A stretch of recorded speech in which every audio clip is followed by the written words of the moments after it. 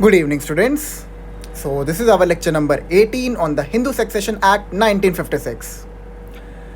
तो अपने last lecture में हमने कुछ इंपॉर्टेंट टॉपिक्स को कवर किया था. हमने ये समझा था कि सेवरेंस ऑफ स्टेटस का इफेक्टिव डेट क्या होता है. अलॉन्ग विद दैट हमने ये भी समझा था कि आखिर एक पार्टीशन जो होता है, how does it actually comes into effect. ठीक है. तो इसमें हमने क्या समझा था? हमने समझा था कि जो पार्टीशन होता है वो दो प्रकार से होता है. एक होता है डी ज्यूरे और एक होता है डी फैक्टो. ठीक है. डी ज्यूरे में क्या होता है, जो को पार्टनर होता है वो अपनी इंटेंशन को फॉर्म करता है कि अब मुझे इस जॉइंट हिंदू फैमिली से अलग होना है. उसके बाद वो अपने इंटेंशन को डिक्लेयर करता है, कम्युनिकेट करता है टू द कर्ता. और अगर मान लो कर्ता नहीं है तो उसके अलावा जो भी कोई भी को पार्टनर है उसको आप कम्युनिकेट कर दो. तो वहाँ पर हम ये मान लेते हैं कि डी ज्यूरे पार्टीशन हो गया. फिर डी फैक्टो पार्टीशन क्या होता है, जब एक्चुअली जो शेयर्स होते हैं को पार्टनर्स के वो डिटरमाइन कर लिए जाते हैं. Is that clear? ठीक है. फिर हमने ये देखा था कि इफेक्टिव डेट सेवरेंस का कौन सा होता है. ठीक है. वो तब होता है, मतलब ये भी आप लोगों ने समझ ही लिया था, इसमें डॉक्ट्रिन ऑफ रिलेटिंग बैक भी पढ़ा था. ठीक है. तो इसमें दोबारा डेल्व नहीं करते हैं क्योंकि ये लेक्चर बहुत बड़ा होने वाला है, तो मैं ज़्यादा रिवीजन आपको करवा नहीं रहा. ठीक है. आज हम लोग को दो टॉपिक कवर करने हैं. पहला है फैमिली अरेंजमेंट और दूसरा है मेल सक्सेशन. दोनों ही बहुत इंपॉर्टेंट टॉपिक है. ठीक है. तो पहले फैमिली अरेंजमेंट कर लेते हैं, उसके बाद हम लोग मेल सक्सेशन की तरफ आगे बढ़ेंगे. मैंने सोचा था कि पहले कर्ता आपको करवा दूंगा, बट कर्ता आई वुड से कि मेल और फीमेल सक्सेशन के बाद करवाऊँ तो ज़्यादा अच्छा रहेगा. तो फैमिली अरेंजमेंट को शुरू करते हैं. ठीक है. अच्छा देखिए, अभी तक हमने जो चीज़ें पढ़ी हैं वो हमने क्या पढ़ी. हमने ये पढ़ा है कि पार्टीशन कैसे होता है, जहाँ पर हमने ये देखा कि including the last male holder alive 3 generation तक को पार्टनरी एक्सटेंड होती है. और जो ये को पार्टनर्स होते हैं ये पार्टीशन डिमांड कर सकते हैं. जो पार्टीशन होता है उसमें को पार्टनर्स को और डिपेंडेंट्स दोनों को ही शेयर मिलता है. कुछ मतलब सर्टेन डिपेंडेंट्स हैं जिनको शेयर मिलता है व्हेन पार्टीशन हैपेंस. ठीक है. लेकिन मेनली जो पार्टीशन होता है वो किन के बीच में होता है, वो को पार्टनर्स के बीच में होता है. ठीक है. ये हमने रूल समझ लिया था कि पार्टीशन होता कैसे है. ठीक है. अब मैं आपको एक सिचुएशन बता रहा हूं जहां पर पार्टीशन तो हो रहा है, लेकिन जो हम लोग रूल फॉलो करते हैं कि इसको इतना शेयर मिलेगा, इसको इतना शेयर जाएगा, ये नहीं होगा. यहाँ पे बेसिकली इसको हम कहते हैं फैमिली अरेंजमेंट. इसमें होता ये है कि जो भी को पार्टनर्स होते हैं एक जॉइंट हिंदू फैमिली में, दे कम इनटू एन एग्रीमेंट. ठीक है. और एग्रीमेंट करके वो लोग डिसाइड कर लेते हैं कि किसको कितना शेयर मिलेगा. मतलब यहाँ पर ये भी हो सकता है कि सपोज अगर ये एक जॉइंट हिंदू फैमिली है,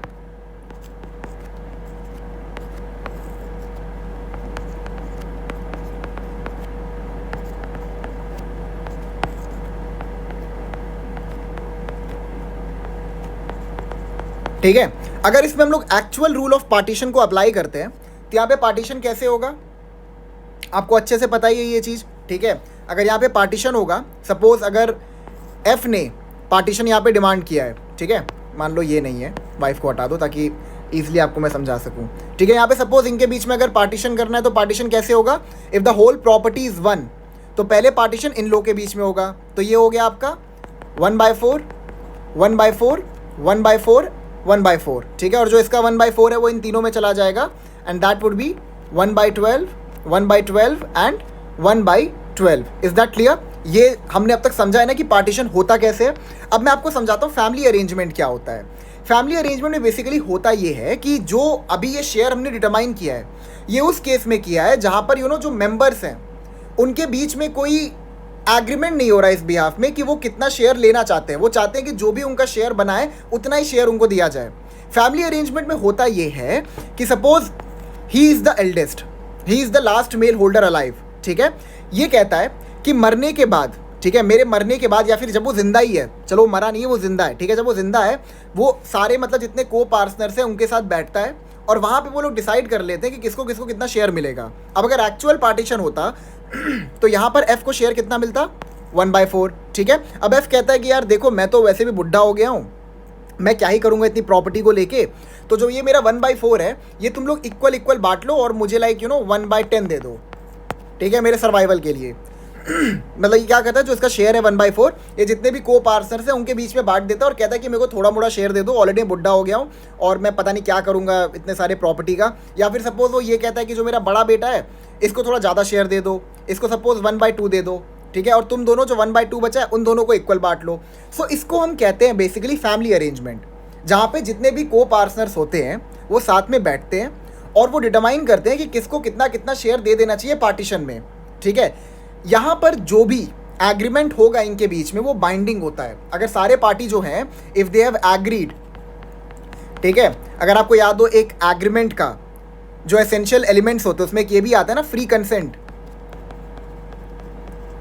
ठीक है, तो अगर सारे पार्टीज की फ्री कंसेंट है उस एग्रीमेंट में, इफ दे हैव एग्रीड कि ठीक है मेरे को इतना शेयर मिल रहा है, I am happy with it, ठीक है, तो अगर ये आपस में एक एग्रीमेंट कर ले इस बिहाफ में कि इसको थोड़ा सा कम शेयर दे दो या इसको थोड़ा सा ज़्यादा शेयर दे दो, तो इसको हम कहते हैं फैमिली अरेंजमेंट।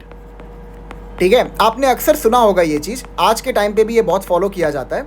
जो डॉटर्स होती है ना वो जनरली अपना शेयर नहीं मांगती हैं जब पार्टीशन होता है, तो इवन तो उनके पास राइट है बट वो शेयर नहीं मांगती हैं। अब वो आपको गलत लगेगा लेकिन this comes under family arrangement. हाँ, अगर डॉटर ने एग्री किया है कि वो अपने शेयर को रिलिंक्विश कर रही हैं तभी ये जो एग्रीमेंट है ये वैलिड होगा। अब सपोज अगर डॉटर ने ये क्लेम कर दिया नहीं मुझे मेरा शेयर चाहिए, तो वहाँ पर आपको डॉटर को उसका शेयर अवॉर्ड करना ही पड़ेगा। But if she had agreed कि शी इज़ एग्रीड कि उसको अपना जो शेयर है joint in the family property में वो रिलिंक्विश करना है, तो बाद में वो ये क्लेम नहीं कर सकती अगर एग्रीमेंट में उसने बिना किसी कोर्शन, अनड्यू इन्फ्लुएंस, मतलब बेसिकली उसका अगर फ्री कंसेंट था और वो एग्री कर जाती है कि जो भी मेरा शेयर था वो तुम लोग आपस में बांट लो, मुझे कोई शेयर नहीं चाहिए, मेरा पति वैसे ही बहुत अमीर है, ठीक है, उसकी प्रॉपर्टी से मैं खुश हूँ, मुझे और प्रॉपर्टी नहीं चाहिए।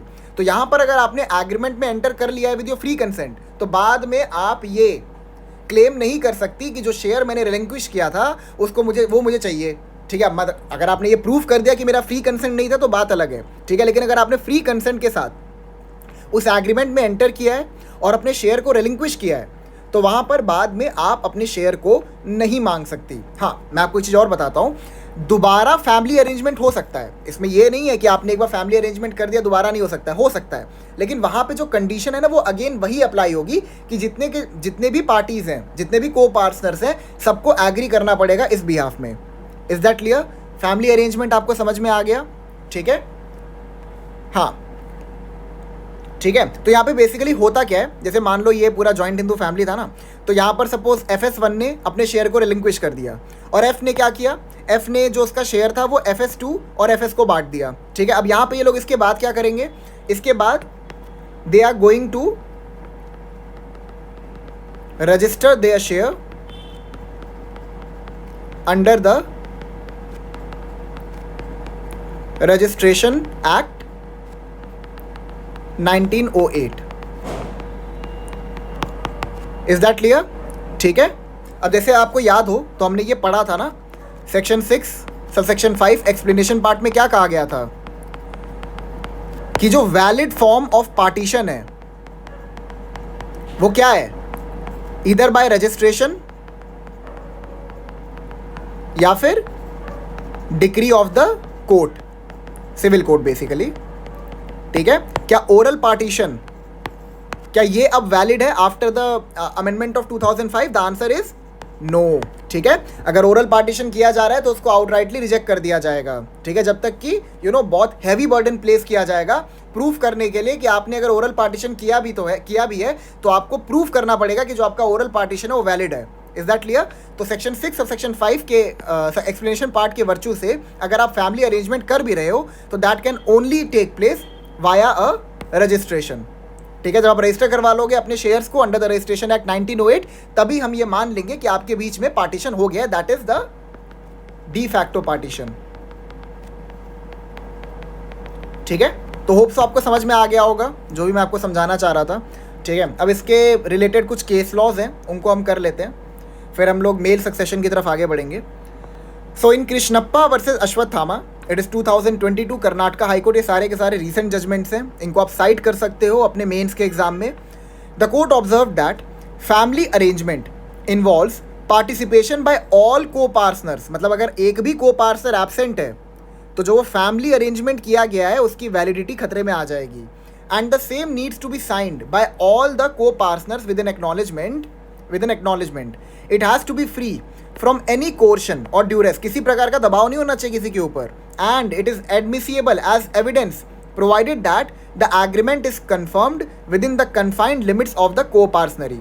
all the co-partners must agree to the terms and conditions and it has to be a registered document by virtue of section 6 of section 5 explanation of the Hindu Succession Act 1956. Is that clear? समझ में आ गया judgement यहाँ पे क्या कह रहा है? यहाँ पर यही कोर्ट ने ऑब्जर्व किया था, कर्नाटका हाई कोर्ट ने, कि सारे के सारे को पार्टनर्स के यहाँ पर कंसेंट होनी चाहिए, फ्री कंसेंट होनी चाहिए. अगर सारे के सारे को पार्टनर्स ने साइन नहीं किया है तो वहाँ पर जो वो फैमिली अरेंजमेंट किया है उसकी वैलिडिटी खतरे में आ जाएगी. ठीक है, सेकंड केस लॉ करते हैं. In Thulasidhara versus Narayanappa 2019 supreme court, it was held that even without registration a written document of family arrangement can be used as a corroborating piece of evidence to explain the arrangement between the parties. अगर मान लो आपने registration नहीं भी करवाया है, ठीक है, लेकिन आपने एक डॉक्यूमेंट में सबके शेयर्स को एसर्टेन कर लिया, जितने भी को पार्टनर्स थे उनके सिग्नेचर ले लिए, तो वहाँ पर भी that particular piece of document will become a corroborative piece of evidence. Is that clear? और corroborative piece of evidence क्या होता है ये मैंने आपको समझाया हुआ है CRPC के लेक्चर में. लास्ट केस लॉ इन काले versus director of consolidation 1976 supreme court, it was observed. अब ये केस लॉ के ना ये साइटेशन पे ध्यान रखिएगा, ये 1976 का केस है. ठीक है, it was observe that to put a binding effect on family settlement following are the essential conditions. पहला, the family arrangement must be a bona fide one. The aim of such arrangement must be to resolve family disputes and rival claims by fair and equitable division between the members of the family. Second पे आइए, the settlement must be voluntary and should not be induced by fraud, coercion or undue influence. Where the family arrangement has been made orally, it does not require any registration. अब जो यहाँ पर ये supreme court की जो observation थी इसकी validity अब नहीं है, इसके रेशियो की कोई वैल्यू नहीं है because of section 6 subsection 5 explanation part. Is that clear? Third पे आते हैं. When the family arrangement is in writing it has to be registered to make it final and binding. Is that clear? ठीक है, अगर writing में है तो उसको रजिस्टर करवाना, जब आप उसको रजिस्टर करवा लेंगे only then it will become final and binding. ठीक है, तो आपको समझ में आ गया फैमिली अरेंजमेंट. अब हम लोग एक बहुत ही इंपॉर्टेंट टॉपिक को शुरू करने वाले हैं, तो मेरा आपसे रिक्वेस्ट है कि बने रहिएगा लेक्चर में और जो भी चीज़ें मैं आपको अभी समझाने जा रहा हूँ उसको बहुत ध्यान समझिएगा, क्योंकि अभी ये चीज़ जो मैं समझाने वाला हूँ इसको मैं जितनी भी मैंने पहले चीज़ें पढ़ाई हैं उनसे रिलेट करूँगा. So the next topic we are going to start is male succession. ठीक है, अभी तक हमने क्या समझा है? अभी तक हमने पार्टीशन समझा है. ठीक है, कि how does the partition actually takes effect. Is that clear? तो हमने उसमें क्या क्या समझा? हमने पहले समझा कि प्री 1956 में पार्टीशन कैसे होता था. अब suppose this is the family, ठीक है, ही इज प्री डिसीज्ड. अब अगर इनके बीच में पार्टीशन हो रहा है तो क्या डब्ल्यू और एफ डी को कुछ भी मिलेगा? ये प्री 1956 है तो यहाँ पर इनको कुछ नहीं मिलेगा, इनको कुछ भी प्रॉपर्टी में कोई हिस्सा नहीं मिलेगा बिकॉज 1956 के अंदर ही सक्सेशन को इंट्रोड्यूस किया गया था. Is that clear?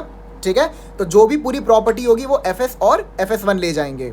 ठीक है, फिर हम लोग एंटर किए पोस्ट 1956 में. पोस्ट 1956 में क्या हुआ?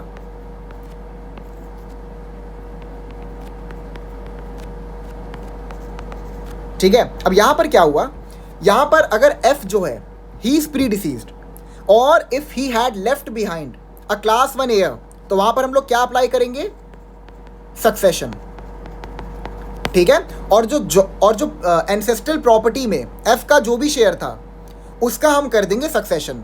1956 से पहले हम लोग क्या करते थे? सर्वाइवरशिप. ठीक है, सर्वाइवरशिप भी प्रीडोमिनेंटली प्रिवेल करता था, लेकिन 1956 के बाद अगर मान लो कोई इंसान मरता है, कोई को पार्सल मरता है और मरते हुए वो किसी क्लास 1 फीमेल रिलेटिव को पीछे छोड़ देता है, तो वहाँ पर हम सर्वाइवरशिप का रूल अप्लाई नहीं करते, वहाँ पर हम लोग सक्सेशन लगाते हैं. Is that clear? ठीक है, अब यहाँ पे सक्सेशन लगा के हम लोग एफ का शेयर एसरटेन करेंगे. ठीक है, तो यहाँ पे शेयर किस किस को मिलेगा? डब्ल्यू को मिलेगा, यस. एफ को मिलेगा, यस. इनको मिलेगा, इनको मिलेगा, क्या इनको मिलेगा? नहीं. ठीक है, बिकॉज ये पोस्ट 1956 एंड प्री 2005. ठीक है, तो अगर इनके बीच में पार्टीशन करेंगे तो किस किस को शेयर मिलेगा? 1 2 3 4, यानी कि 1/4 1/4 1/4 एंड 1/4. अब जो इसका 1/4 है वो सारे के सारे क्लास 1 एयर्स में हम लोग बराबर बराबर बांट देंगे, जहाँ पे एफ एस भी रिसीव करेगा और एफ डी भी रिसीव करेगी. Is that clear? ठीक है। फिर हम लोग एंटर किए पोस्ट 2005 अमेंडमेंट में, जहां पर हमने बेसिकली डॉटर्स को भी को पार्टनर्स का दर्जा दे दिया, ठीक है। और अब जब डॉटर्स को भी को पार्टनर्स का दर्जा दे दिया गया तो वहां पर डॉटर्स भी जितना शेयर एक सन को दिया जाता है उतना ही शेयर एक डॉटर भी रिसीव करेंगी। Is that clear? ये भी आपको क्लियर हो गया। अब हम लोग करेंगे मेल सक्सेशन, ठीक है। अब ये तो पार्टीशन हो गया। पार्टीशन हम किसका करते हैं? एंसेस्ट्रल प्रॉपर्टी का। अब suppose there is a situation, ठीक है, wherein the person died and उसके पास कोई एंसेस्ट्रल प्रॉपर्टी नहीं थी, उसके पास सेल्फ एक्वायर्ड प्रॉपर्टी थी। मैंने आपको बताया था ना डिफरेंस इन दोनों के बीच का, कि जो पार्टीशन होता है वो देखिए, जो पार्टीशन होता है, ये भी आप लोग चाहें तो लिख सकते हैं, मैं ये पार्ट हटा दे रहा हूं, वेट।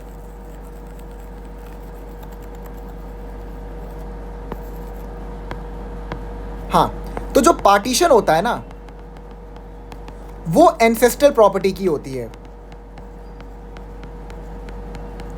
और जो सेल्फ एक्वायर्ड प्रॉपर्टी होती है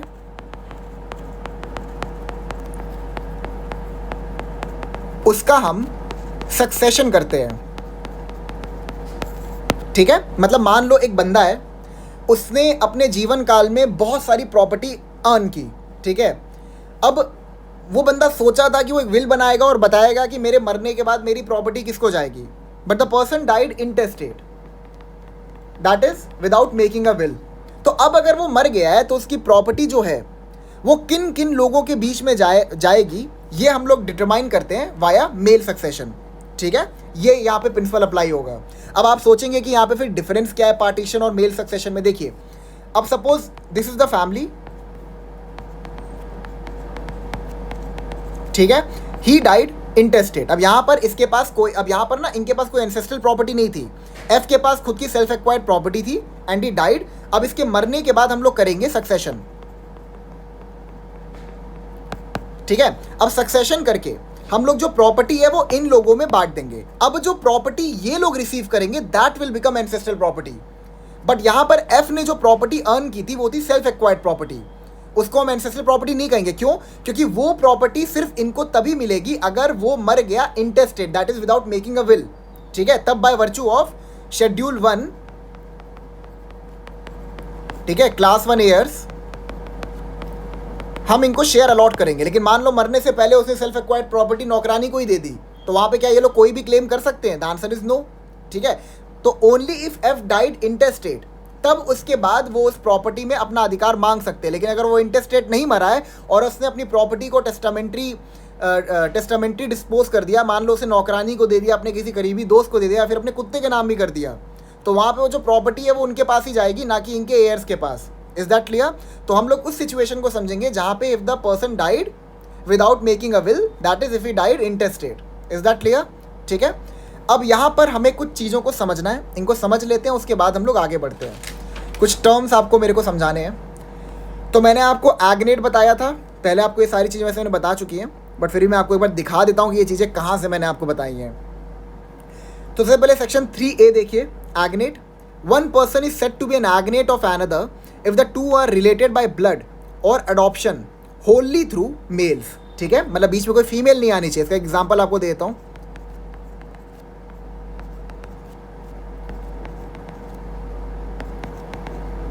ठीक है, अब यहाँ पे को पार्टनर कितने जनरेशन तक है? 1, 2, 3 और 4। क्या ये को पार्टनर है एफ की फैमिली में? The answer is no. ठीक है, तो यहाँ पर अगर मान लो ये सारे के सारे बंदे मर गए, तो इनके मरने के बाद the whole property will go to F S because he is an agnate. अब ये एग्नेट क्यों है? Because he is wholly connected through males. देखिए बीच में कोई भी फीमेल नहीं आ रही है। Is that clear? अब दूसरा देखिए, कॉग्नेट। सी देखिए, one person is said to be a cognate of another if the two are related by blood और adoption but not wholly through males. इसका मतलब क्या है? Same chart.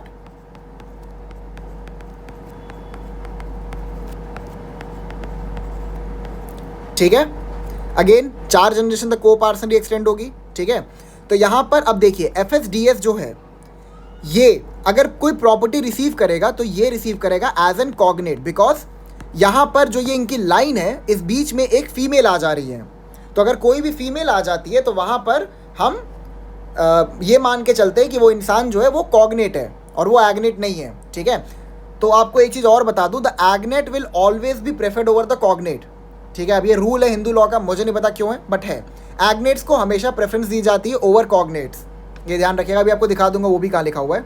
अब ये टर्म्स भी आप लोग देख लीजिए, full blood, half blood and uterine blood, ये क्या होता है।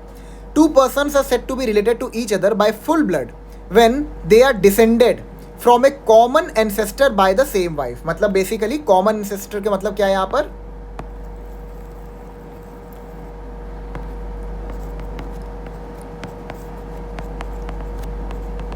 ठीक है। अब देखिए यहाँ पे क्या लिखा है, each other by full blood, ये दोनों का रिश्ता क्या है, फुल ब्लड का, ठीक है। Because they are connected, they are descended from a common ancestor by the same wife. Is that clear? आगे देखिए क्या है यहाँ पे, and by half blood when they are descended from a common ancestor but by different wife. मतलब यहाँ पर मान लीजिए ये एफ है, बहुत शौकीन इंसान था एफ, ठीक है।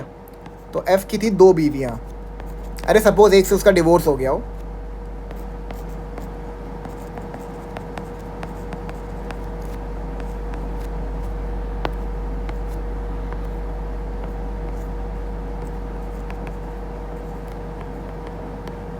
ठीक है। अब यहाँ पर जो इन दोनों का कनेक्शन है आपस में, ये क्या है, बाय हाफ ब्लड। देखिए यहाँ पे क्या लिखा है, when they are descended from a common ancestor but by different wives. Is that clear? तो इनका कनेक्शन क्या है, हाफ ब्लड का। ये बहुत आसान है, बट इसके सेक्शन को याद रखिएगा, प्रीलिम्स के लिए बहुत इंपॉर्टेंट है, पूछ देते हैं अक्सर ये लोग, ठीक है। सेकंड पे आइए, 2 persons are said to be related to each other by uterine blood when they are descended from a common ancestress but by different husbands. अब यहाँ पे वाइफ जो है वो बहुत शौकीन है, तो यहाँ पर ये इनके पहले पति थे और ये इनका दूसरा पति था। अब यहाँ से इनको हुआ, चलो FWS मान लो और FWD, और यहाँ से भी इनको हुए 2 बच्चे, F1WS और F1WD, ठीक है। अब जो इनका कनेक्शन होगा वो होगा यूट्राइन ब्लड का। क्लियर हो गया आपको?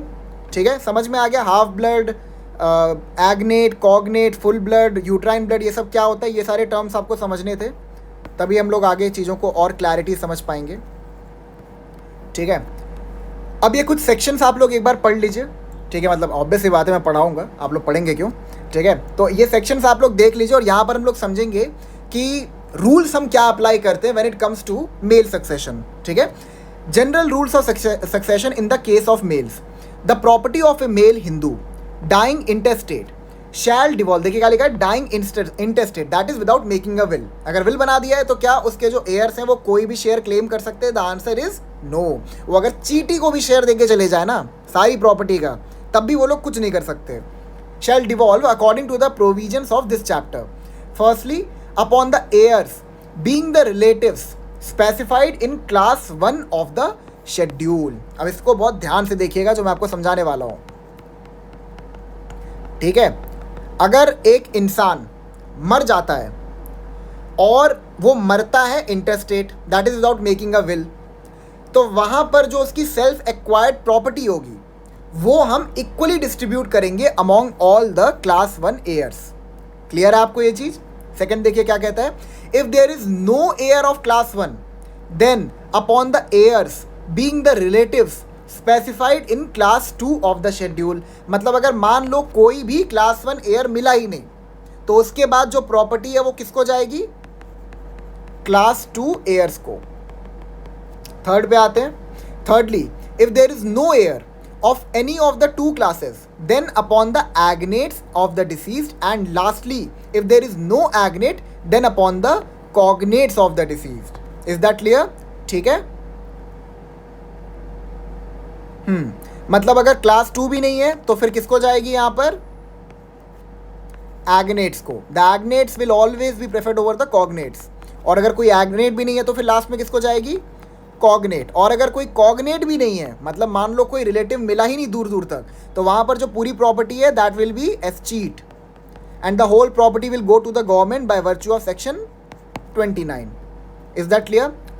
सेक्शन 9 देखिए, order of succession among heirs in the schedule.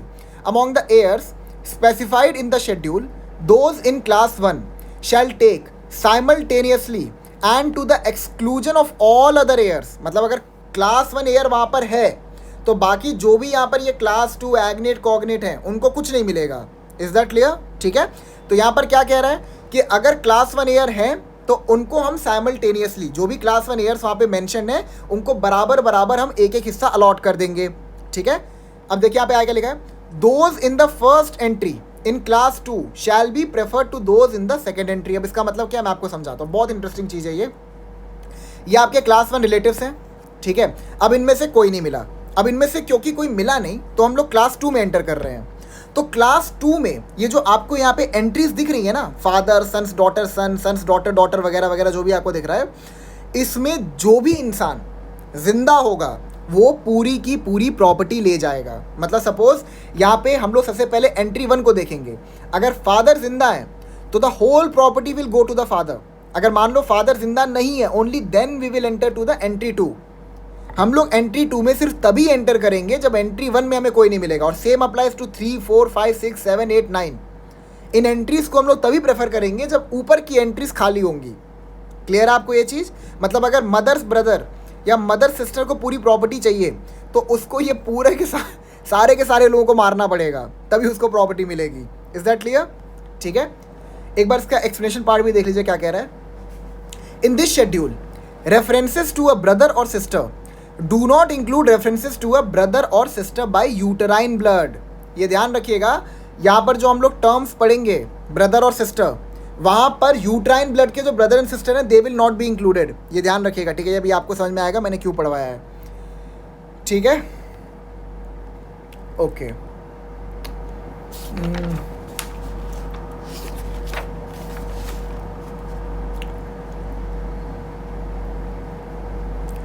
अब यहाँ पर हम लोग पढ़ेंगे सेक्शन 10 और सेक्शन 10 के जो रूल्स हैं उनको समझेंगे. ठीक है. कि आखिर सक्सेशन होगा कैसे, मेल सक्सेशन होगा कैसे, उसके रूल्स को हम लोग समझेंगे under section 10. Distribution of property among heirs in class 1 of the schedule. The property of an intestate shall be divided among the heirs in class 1 of the schedule in accordance with the following rules. Rule 1, the intestate's widow और if there are more widows than 1, all the widows together shall take 1 share. बहुत ध्यान से इस चीज़ को समझिएगा. जो चीज़ें मैं आपको बता रहा हूँ प्लीज़ उनका चार्ट बनाते रहिए, नहीं तो फिर आगे आप लोग सब भूल जाएंगे, कंफ्यूज हो जाएंगे. ठीक है. अब देखिए यहाँ पे क्या कह रहा है, द इंटेस्टेट्स विडो और if there are more widows than 1, all the widows together shall take 1 share. इसका मतलब क्या, मैं आपको समझाता हूँ. ठीक है. अब सपोज जो एफ है, ही डाइड इंटेस्टेट और उसके पास थी बहुत सारी सेल्फ एक्वायर्ड प्रॉपर्टी. तो जब इस सेल्फ एक्वायर्ड प्रॉपर्टी का हम सक्सेशन करेंगे तो यहाँ पर जो प्रॉपर्टी है वो, अगर मान लो एक विडो को पीछे छोड़ के जा रहा है, मतलब सपोज इसकी वाइफ बच गई, इनका एक्सीडेंट हुआ था, वाइफ बच गई, तो यहाँ पर वाइफ को भी हम इक्वल शेयर देंगे. यानी कि इनके बीच में जो पार्टीशन होगा वो कैसे होगा, 1/3, 1/3 एंड 1/3. Is that clear? अब इसका सेकेंड पार्ट क्या कहता है रूल 1 का. देखिए यहाँ पे क्या लिखा है, द इंटेस्टेट्स विडो और if there are more widows than 1. अब सपोज ऐसा सिचुएशन है. ठीक है. अब यहां पर अगर मान लो हमें पार्टीशन करना है, ये पहली शादी थी, इससे इनको बच्चे नहीं हुए, W1 जो है पहली शादी थी, उससे बच्चे नहीं हुए, तो इन्होंने W से शादी कर ली. ठीक है. और यहां पर इनको 2 बच्चे हुए. अब सपोज अगर F he died intestate without making a will, तो यहां पर पार्टीशन कैसे होगा मैं आपको समझाता हूं. जितनी भी विडोज होंगी they will take equal share. इसका मतलब क्या है, देखिए यहाँ पे क्या लिखा है, more widows than 1, all the widows together shall take 1 share. मतलब यहाँ पे कितनी विडोज हैं, 2. तो जो जितनी भी विडोज होंगी उनको हम 1 मानेंगे.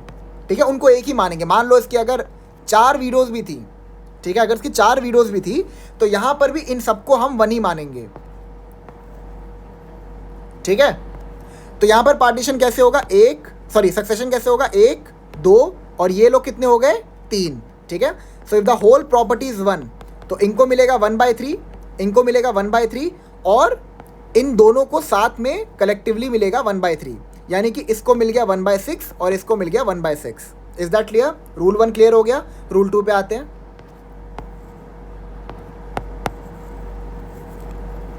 इंटरेस्टिंग है ना male succession. Rule 2, the surviving sons and daughters and the mother of the intestate shall each take 1 share. अब देखिए यहाँ पे कौन कह रहा है, क्या कह रहा है, surviving sons and daughters and the mother of the intestate shall each take 1 share. अब इसको थोड़ा बड़ा कर देते हैं।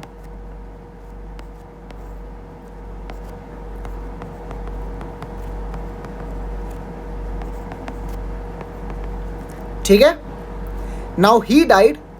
अब यहाँ पे हम लोग पार्टीशन का रूल अप्लाई नहीं कर रहे हैं, ध्यान रखिएगा। पार्टीशन में हमने ये पढ़ा था कि 3 डिपेंडेंट्स होते हैं जिनको पार्टीशन में इक्वल शेयर में देते हैं, widowed mother, paternal grand mother and wife of the top most को पार्टनर। तो वो वाला रूल हम लोग यहाँ पे अप्लाई नहीं कर रहे हैं, ठीक है।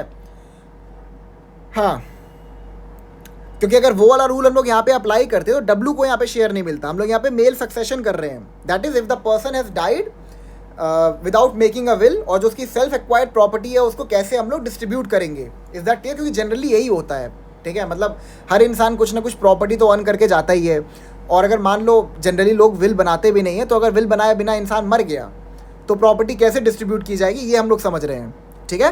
तो यहाँ पे जो रूल 2 है, ये लिख लीजिएगा आप लोग, रूल 2, और ये ग्राफ बना लीजिएगा, इससे आपको क्लियर हो जाएगा, ठीक है।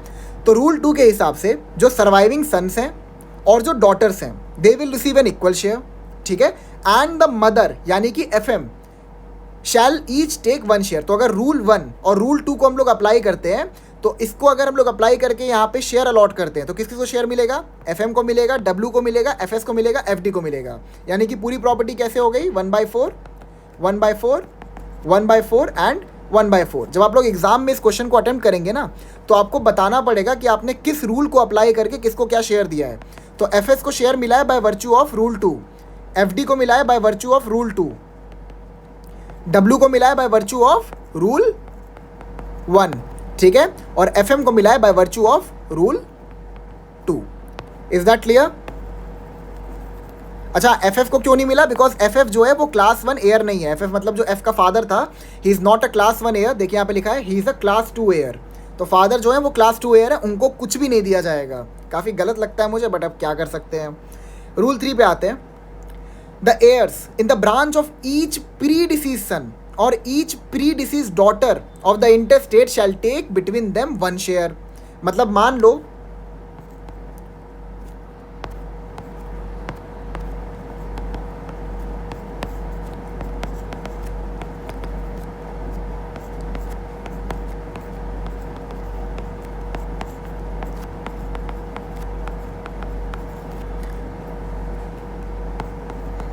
एक मेरा सजेशन आपको ये है कि एक बार इसको आप लोग खुद अटेम्प्ट करिए, रूल को पढ़ के कर ही लेंगे आप लोग, ठीक है। हाँ, तो चलिए मैं आपको बताता हूँ। देखिए रूल 3 में क्या कहता है, the heirs in the branch of each predeceased son. अब सपोज F के पास सेल्फ एक्वायर्ड प्रॉपर्टी थी, ही वॉज प्रीडिसीज। अब जो उसकी प्रॉपर्टी है वो उसके बच्चों को जाने वाली थी बाय वर्च्यू ऑफ रूल 2। अब उसके बच्चे ही मर चुके हैं, तो जो प्री डिसीज सन और प्री डिसीज डॉटर के जो एयर्स होंगे उनको हम शेयर अलॉट कर देंगे। तो अगर इनके बीच में हम लोग सक्सेशन करें तो यहाँ पे किस किस को शेयर मिलेगा? 1, 2, 3 और 4, ठीक है। यानी कि 1/4, 1/4, 1/4 एंड 1/4। और जो ये 1/4 है ये इन दोनों में चला जाएगा, 1/8, 1/8 एंड इसको मिल गया टोटल 1/4, ठीक है। अब देख लेते हैं किसको कैसे शेयर मिल रहा है। यहाँ पर FSS और FSD को मिल रहा है बाय वर्च्यू ऑफ रूल 3, इसको भी मिल रहा है रूल 3 से। FS और FD को मिल रहा है रूल 2 से, ठीक है। W को मिल रहा है रूल 1 से और FM को मिल रहा है रूल 2 से। Is that clear? रूल 4 देखते हैं। रूल 4 एक्चुअली रूल 3 का एक्सटेंशन है। हाँ, rule 4, the distribution of the share referred to in Rule 3 among the heirs in the branch of the predeceased son shall be so made that his widow and the surviving sons and daughters get equal portions and the branch of his predeceased sons gets the same portion. देखिए यहाँ पे क्या कह रहा है, मैं समझाता हूँ।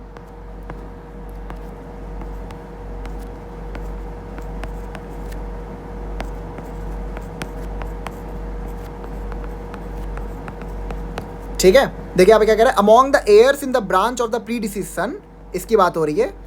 शैल be so made that is widow यानी W और विडोज टुगेदर, अगर मान लो एक से ज़्यादा विडो है, and the surviving sons and daughters get equal portions and the branch of his predeceased sons get the same portion. मतलब मान लो अगर इसका भी मान लो प्रीडिसीज्ड हो गया हो एफएस का भी बच्चा प्री डिसीज्ड हो गया हो और इसकी भी ब्रांच एक्सटेंड हो रही है। मैं करके दिखाता हूँ, आपको ज़्यादा अच्छे समझ में आ जाएगा, क्योंकि मैं इसी चीज़ के लिए हूँ यहाँ पे, ताकि आपको चीज़ें क्लियर हो सके। एंड आई होप मैं अब तक जस्टिस कर पाया हूँ इस सब्जेक्ट के साथ, ठीक है। बहुत मुश्किल होता है हिंदू लॉ वैसे जनरली पढ़ा पाना, बट मैं ट्राई कर रहा हूँ, अपना बेस्ट दे रहा हूँ कि आपको हर एक चीज़ समझ में आ जाए। सो मतलब अगर कुछ ना समझ में आए तो आप लोग मेंशन कर सकते हैं, मैं उसके लिए अवेलेबल हूँ समझाने के लिए आपको। हाँ चलिए इसका एग्जांपल करते हैं।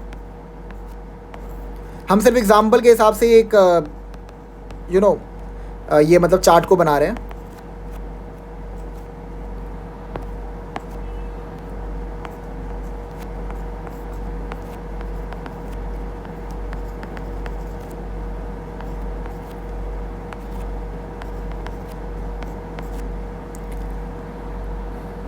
ठीक है, अब यहाँ पे F था, ही वॉज प्री डिसीज्ड। तो जो इसका अब जो सेल्फ एक्वायर्ड प्रॉपर्टी है, अगर उसका हम लोग करते हैं सक्सेशन, तो FS को मिलेगा पूरी प्रॉपर्टी, अब FS को चली जाएगी, क्योंकि देखिए FD भी प्री डिसीज्ड है, so the whole property will go to FS। ठीक है, तो ये पूरी प्रॉपर्टी चली गई 1। अब जो ये 1 है ये इन तीनों में बराबर बटेगा, दैट इज FS का विडो, FSS, क्योंकि FSS की एयर एक्सटेंड हो रही है बाय वर्च्यू ऑफ, ये मैं आपको लास्ट लेक्चर में बताया था, by virtue of doctrine of representation FS will receive a share। is that clear? ठीक है, तो यहाँ पर ये पूरी प्रॉपर्टी FS को चली गई, तो अब इनके और इनके बीच में डिवाइड होगी, यानी कि 1/3 1/3 1/3। is that clear? और जो इसका 1/3 है ये पूरा चले जाएगा इसके बच्चे को, यानी इसको मिल जाएगा 1/3। is that clear? ठीक है, तो ये हमने जो रूल अप्लाई किया है, ये रूल हमें मिला है रूल 4 के अंदर ऑफ सेक्शन 10, ये आप लोग मेंशन कर लीजिएगा। ठीक है, चलो सेकंड देखते हैं। Among the heirs in the branch of the predeceased daughter shall be so made that the surviving sons and daughters get equal portion. वही सेम बात कह रहा है कि जो डॉटर है शी इज प्री डिसीज, मतलब मान लो ये थी, ठीक है, इनको अगर हम शेयर देते और ये मर चुकी हैं, तो इनके जो बच्चे होंगे उनके बीच में हम लोग इसको इक्वली डिस्ट्रीब्यूट कर देंगे। Is that clear? ठीक है, ओके, ये हो गया, तो आपको चीज़ें समझ में आ गई, फैमिली अरेंजमेंट क्लियर हो गया, मेल सक्सेशन कैसे किया जाएगा वो क्लियर हो गया, सेक्शन 8, 9, 10 आपको मैंने समझा दिया। 10 के जितने रूल्स हैं वो बहुत इंपॉर्टेंट है, क्योंकि उसी के बेसिस पे अब हम लोग सक्सेशन करेंगे। ठीक है, अब देखिए मैं आपको एक चीज़ बताता हूँ।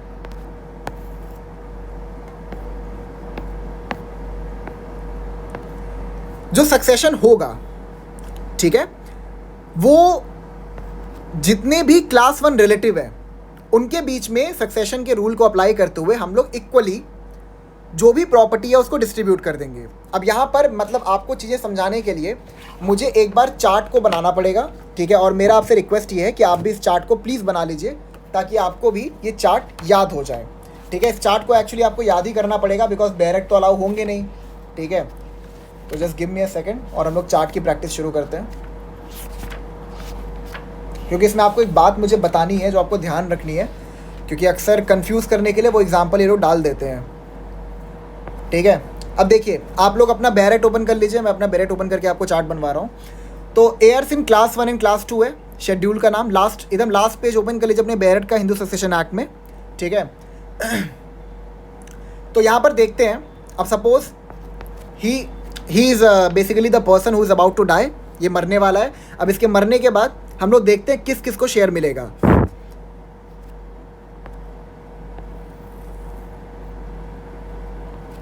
सबसे पहले आपके आते हैं सन, FS, उसके बाद आपकी आती हैं डॉटर यानी कि FD, उसके बाद आपके आते हैं W यानी कि विडो, उसके बाद आपकी मदर। ठीक है, मैं रेड से मार्क कर दे रहा हूं, जो कोई भी क्लास 1 रिलेटिव है उनको रेड से मार्क कर दे रहा हूं। ठीक है, मदर के बाद कौन आता है? Son of a predeceased son, यानी कि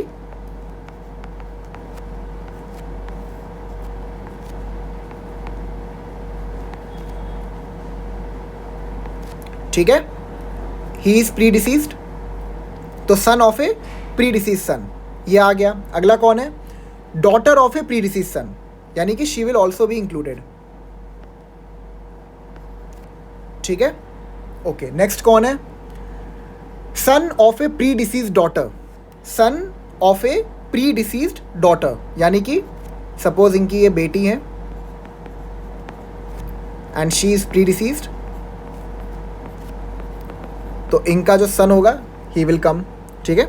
सन of a predeceased daughter and the daughter of a predeceased daughter, she will also be included. तो यहाँ पे और कौन कौन हो गया? ये हो गए, ये हो गए, ये हो गए एंड ये हो गए। अगला देखते हैं कौन है। Daughter of a predeceased daughter के बाद widow of a predeceased son, यानी कि अब सपोज इनकी एक विडो थी तो she is also included. Next widow of a son of a predeceased son of a predeceased son, okay wait just give me a second, widow of a predeceased son हो गया। उसके बाद son of a predeceased son of a predeceased son। तो suppose अगर इनका एक और बेटा था FS1S1, ठीक है, एंड ही डाइड, तो son of a predeceased son of a predeceased son, यानी कि ये हो गया son of, रुको मैं इसको बना देता हूँ, ठीक है, son of a predeceased son of a predeceased son, is that clear? ठीक है, तो he will also be included. Next आपका कौन है? Daughter of a predeceased son of a daughter of a predeceased son of a predeceased son, यानी कि ये भी इंक्लूडेड होंगी, ठीक है, okay. Next widow of a predeceased son of a predeceased sun, window of a predeceased son of a predeceased son, ठीक है, तो widow of a predeceased son of a predeceased son, यानी कि किसकी बात हो रही है यहाँ पे? हम यहाँ पर बात कर रहे हैं इनकी, ठीक है। सपोज इनका एक बेटा एक और है, ठीक है, इनकी जो विडो है she will also be included, ठीक है, and he is predeceased. Widow of a predeceased son of a predeceased son, I am so sorry, नहीं ये नहीं होगा, give me a second, wait, ये थोड़ा हो जाता है मिस्टेक। हाँ, तो इनकी विडो की हम बात कर रहे हैं, ठीक है, इनकी जो विडो होगी she will also be included.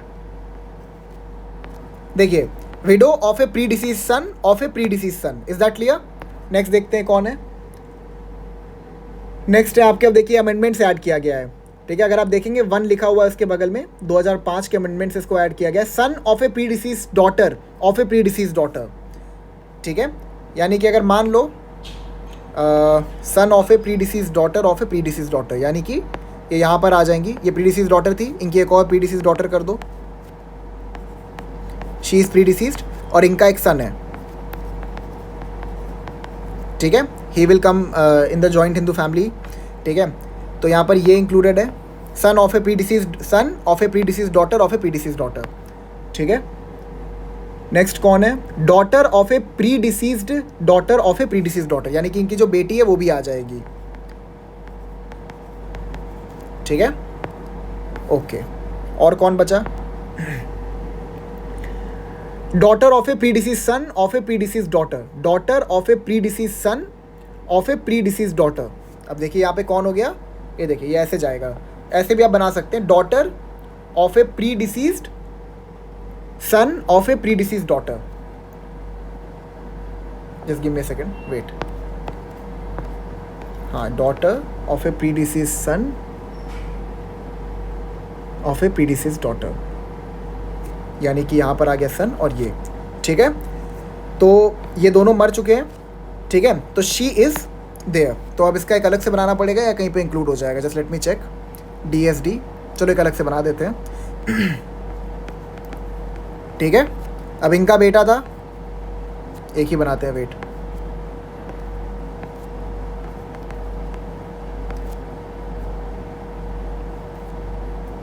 और इनकी एक बेटी थी,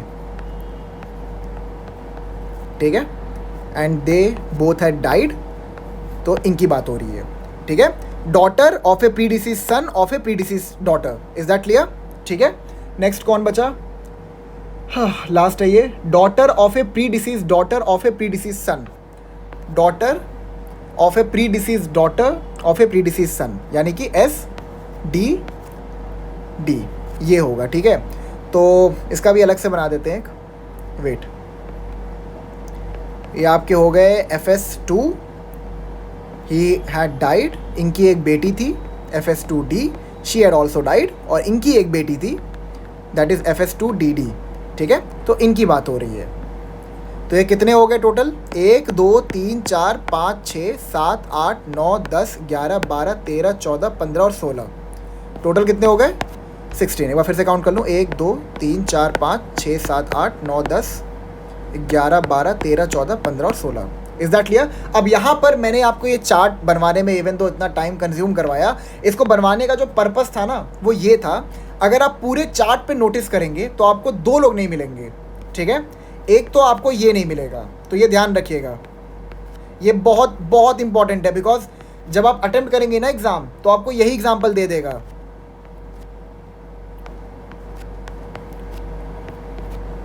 ठीक है, तो यहां पर आपको son of a predeceased daughter of a predeceased son ये इंक्लूडेड नहीं है, और daughter of a predeceased son of a predeceased son ये इंक्लूडेड नहीं है। तो इसको लिख लीजिए बना के, they both are excluded. Even though law commission की रिपोर्ट ने इनको इंक्लूड करने के लिए कहा था, बट ये इंक्लूजन अब तक नहीं किया गया है। Is that clear? ठीक है, चलो आपको रूल्स भी समझ में आ गए, आपको चार्ट भी समझ में आ गया। तो अब हम लोग क्या करेंगे, अब हम लोग करेंगे सक्सेशन। ठीक है, मैं आपके सामने एक एग्जांपल प्रेजेंट कर दे रहा हूँ, उसको आप लोग अटेम्प्ट करिए, क्योंकि मैंने आपको रूल समझा दिए हैं and it is not very difficult for you guys to attempt it. तो आई होप कि मैं आपको जो इतना मेहनत करके पढ़ा रहा हूँ उसका कुछ फ्रूट मेरे को मिल रहा हो, कि आप लोग एटलीस्ट अटेम्प्ट कर रहे हो क्वेश्चंस को।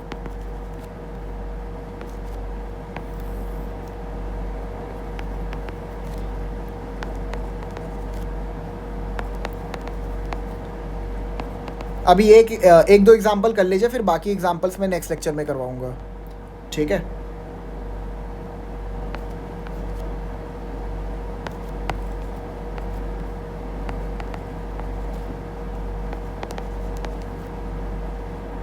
ठीक है। अब मेरा जो सजेशन है आपको, एक सेकंड रुकिए, और कौन कौन मरा है, ठीक है। अब जो मेरा सजेशन है आपको वो ये है, यहाँ पे हम लोग करने वाले हैं मेल सक्सेशन। सजेशन मेरा ये है कि आप लोग जब अभी करेंगे इस एग्जाम्पल को, जब आप लोग अटेम्प्ट करेंगे, तो आप जिसको भी जितना शेयर देंगे वो शेयर आपने किस रूल के हिसाब से दिया है उस रूल को भी आप लोग मेंशन करेंगे। ठीक है, तो अटेम्प्ट करिए एक बार। चलिए, आपने अटेम्प्ट कर लिया होगा, मैं बताता हूँ आपको। ठीक है, now F he had died, अपनी सेल्फ एक्वायर्ड प्रॉपर्टी को छोड़ दिया है पीछे, विल नहीं बनाया उसने। तो अब हम लोग यहाँ पर करेंगे सक्सेशन। Is that clear? तो यहाँ पे बताइए किस किस को शेयर मिलेगा। क्या FM को शेयर मिलेगा? यस। क्या FD को मिलेगा? यस। क्या इस FD को मिलेगा? यस। क्या इनको मिलेगा? यस। क्या FS को मिलेगा? यस। सबको यहाँ पे शेयर हम लोग अलॉट करेंगे। क्या FF को यहाँ पे शेयर मिलेगा? The answer is no, because he is a class 2 heir. क्या मदर क्लास 1 एयर है? The answer is yes, she is a class 1 heir. Daughter, she is a class 1 heir. ठीक है, daughter of a predeceased daughter, is she a class 1 heir? Yes. Son of a predeceased daughter, is he a class 1 heir? Yes. Daughter of a daughter, is she a class 1 heir? Yes. ठीक है, widow of a predeceased son, क्या ये भी class 1 heir है? The answer is yes. ठीक है, तो अब हम लोग करते हैं यहाँ पे सक्सेशन। तो इनको मिलेगा 1 2 3 4 और 5। ठीक है, 1 2 3 4 और 5। एक सेकंड रुकिएगा, सॉरी यहाँ पे मैंने वीडियो, हाँ ठीक है, चलिए कोई दिक्कत नहीं है। 5, तो ये हो गया 1/5। मैं वीडियो बनाना भूल गया था, कोई बात नहीं। 1/5 1/5 1/5 एंड 1/5। ठीक है, अब जो पूरा FS का 1/5 था वो किसको जाएगा? W को। ठीक है, तो इनको मिल गया 1/5, और जो FD जो कि प्री डिसीज्ड है, इनका जो 1/5 है वो इन दोनों में इक्वली डिस्ट्रीब्यूट कर दिया जाएगा, दैट इज 1/10। ठीक है, तो यहाँ पे हमने FM को किस रूल के हिसाब से शेयर अलॉट किया? रूल 2। ठीक है, जो आपकी FD हैं और जो FD1 है, इनको किससे मिला है? इनको भी रूल 2 से मिला है। ठीक है, और FDD और FDS को कैसे मिला है? रूल 3 से। Is that clear? ठीक है,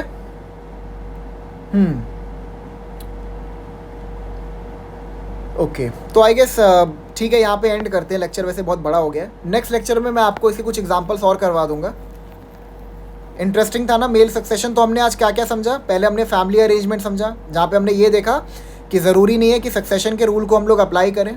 हम लोग चाहें तो जो फैमिली मेम्बर्स हैं, अगर वो चाहें तो साथ में बैठ के भी एक दूसरे के शेयर्स को डिटरमाइन कर सकते हैं, प्रोवाइडेड कि वहाँ पर किसी भी प्रकार का ड्यूरेस, फोर्स, अनड्यू इन्फ्लुएंस नहीं होना चाहिए। फिर हमने मेल सक्सेशन शुरू किया, जहाँ पे हमने ये देखा कि मेल की जो सेल्फ एक्वायर्ड प्रॉपर्टी है, अगर मेल जो है वो इंटेस्टेट मर गया है तो वो किस प्रकार से लोगों के बीच में डिवॉल्व होगी। सबसे पहले क्लास 1 एयर जितने भी होंगे वो लोग इक्वली शेयर ले लेंगे, ठीक है। और अगर मान लो क्लास 1 एयर नहीं मिला तो will move to class 2 heir, class 2 भी नहीं है तो agnate, then cognate, then escheat, ठीक है। उसके बाद हमने रूल्स को समझे। क्लियर हो गया आपको ये सारी की सारी चीज़ें? होप सो आपको सब कुछ समझ में आ गया होगा। मतलब अगर समझ में आ जाए चीज़ें तो कमेंट सेक्शन में मेंशन कर दीजिए, that thing I would be very happy to say it, ठीक है। So thank you so much, I'll meet you in the next lecture.